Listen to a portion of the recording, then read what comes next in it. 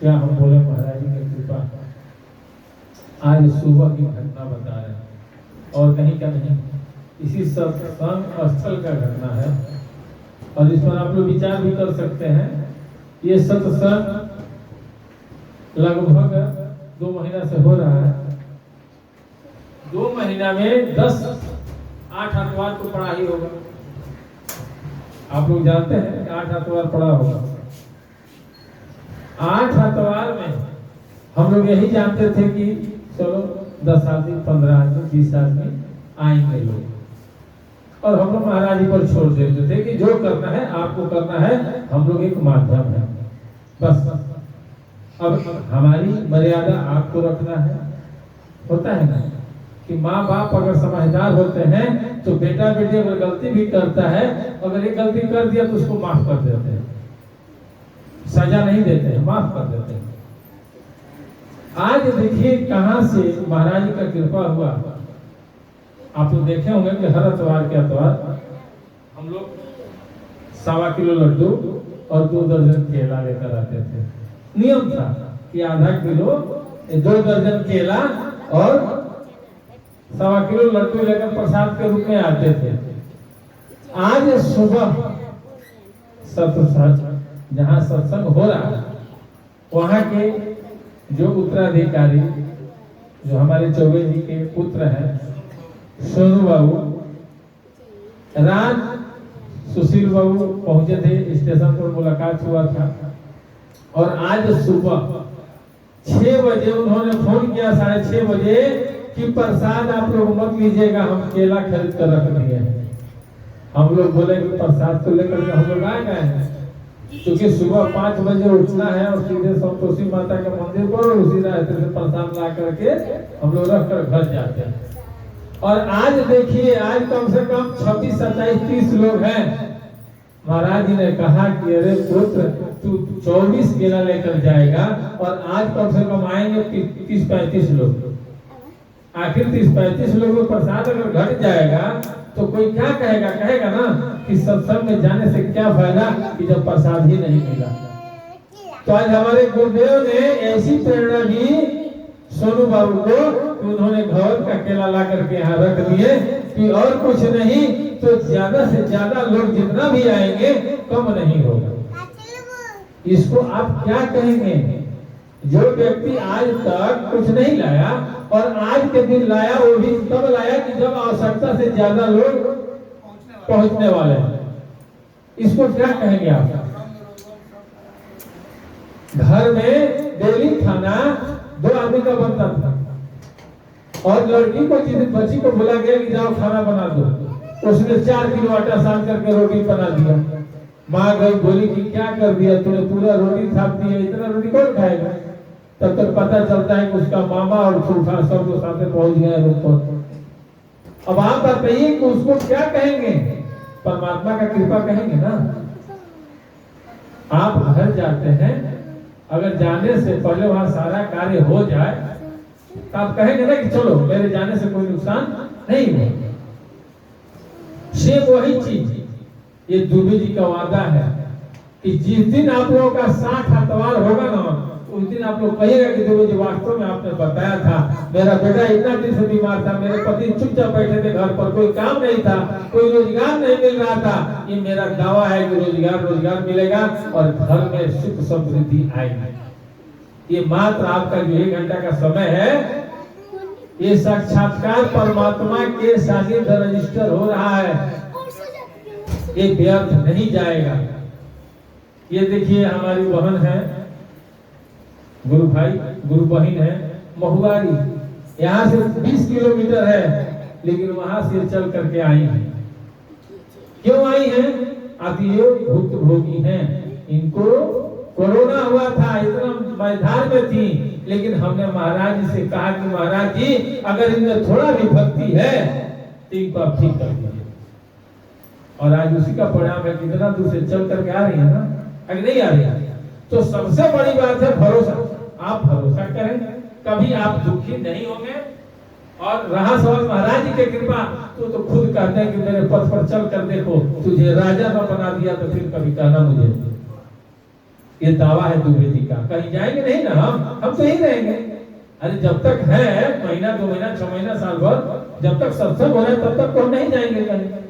तो आप पूछ सकते हैं ना कि दुबे जी आपके कहने के अनुसार हम हर एक अतवार को आते थे और मेरे घर में फिर क्यों कलह हो रहा है, मेरे घर में बीमारी क्यों हो रही है? ये दावा है, नहीं होगा, कदापि नहीं होगा। तो नहीं होगा, ये दावा लाइए लिख कर दे देते हैं। कब? कि जब आप भरोसा करेंगे तब। आज शंकर भगवान की पूजा हर जगह हो रही है, हर जगह शिव चर्चा हो रहा है, लेकिन हमारी कोई माताएं, कोई बहनें ऐसी नहीं है जो खड़े होकर के बोले ये महात्मा जी रुकिए, आप उस समय से समझा रहे हैं, शंकर भगवान का शिव चर्चा कर रहे हैं, आपने हमें ये नहीं बताया कि हम करें तो क्या करें, आखिर शंकर भगवान खुश कैसे होंगे? अरे जिसके नाथ भोलेनाथ वह नाथ कैसे हुई? तो जब साक्षात्कार हम शंकर भगवान को हम भोग लगाएंगे और शंकर भगवान को जान लेंगे तो हमको कष्ट होगा? नहीं होगा, कभी नहीं होगा, शरीर में फुंसी तक नहीं होगा। ये दुबे जी का दावा है, लेकिन वो नहीं बताएंगे। क्यों? उन्होंने शब्द का ज्ञान है, उन्हें शब्द का ज्ञान है, उन्हें शास्त्र का ज्ञान है, लेकिन कभी उन्होंने ये अध्ययन नहीं किया कि हनुमान चालीसा में लिखा है कि ये 7 बार पाठ कर जोई अछूत ही बंदी महासुख होई।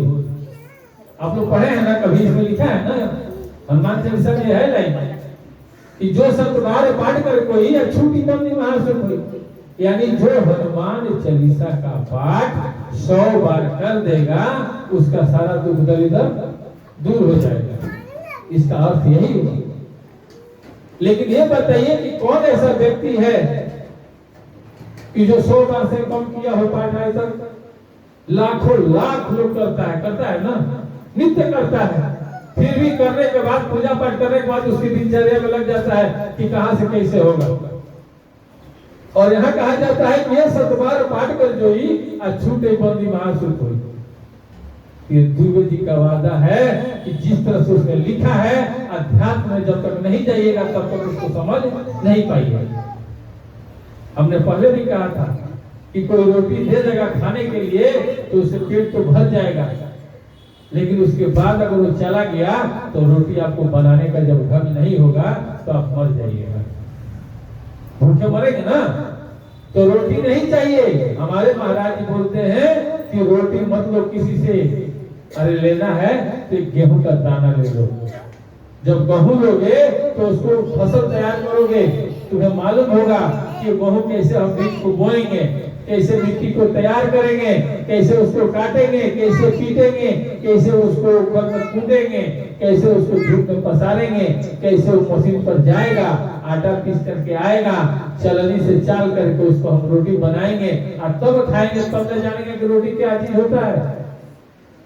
गलत कह रहे हैं। तो सदगुरु क्या कहते हैं? ये बीज देते हैं, स्वरूप का ज्ञान कराते हैं। हनुमान चालीसा का पाठ सब कुछ लिखा हुआ है उसमें, लेकिन आप सही से करें तो। आप डेली भोग लगाते हैं, आपको मालूम नहीं है कैसे भोग लगना चाहिए। भागवत में लिखा है कि भक्ति की सार्थकता क्या है। हमारी भक्ति कब सार्थक होती है, कब हमें पता चलता है कि हम भक्ति कर रहे हैं। भक्ति की सार्थकता तब होती है कि जब आदमी को ज्ञान होता है। एक नारी पूर्ण नारी कब बनती है? जब वो माँ बनती है। जिस दिन वो माँ बन जाती है उस दिन समझ जाती है कि हमें इस धरती पर आने का मकसद मिल गया, अब हमें कुछ नहीं चाहिए। अगर हम मर भी जाते हैं तो हमको अफसोस नहीं होगा। तो जब तक एक नारी पुत्रवती नहीं होती है तब तक उसे नारी होने का कोई अधिकार नहीं मिलता है। सेम उसी तरह से जब तक आप भक्ति नहीं करेंगे, और भक्ति का निष्कर्ष होता है ज्ञान। भक्ति की सार्थकता ज्ञान है, और ज्ञान का निष्कर्ष क्या है? ज्ञान अगर हो गया तो कैसे पता चलेगा? पता तो ऐसे चलेगा कि हमें वैराग्य हो जाएगा, यानी हम जान जाएंगे कि हमें मरना है, हमें एक दिन मरना है। तो जब मरना है तो मरने से डरना क्या। हम जब तक जिंदा हैं हम ऐसा कर्म करें कि यमराज भी आए तो हमसे पूछे कि तुमको ले चले कि छोड़ दो। ऐसा होना चाहिए ना, भक्ति ऐसी होनी चाहिए। प्रेम से बोलिए स्वामी जी महाराज की जय। सब लोगों से निवेदन है कि मालिक की महिमा है कि आज केला अब सबको 3-3 4-4 केला मिलेगा। आप लोग घर ले जाइए, बच्चों को दीजिए। माखन ब्रिज में चुरावे बेर फिर मिलके खान प्रेम भाव से भरे अनोखे, प्रेम भाव से भरे अनोखे दोनों के हैं जग में सुंदर है दोनों। चाहे कृष्ण कहो या राम, बोलो राम राम राम, बोलो श्याम श्याम श्याम, बोलो राम राम राम।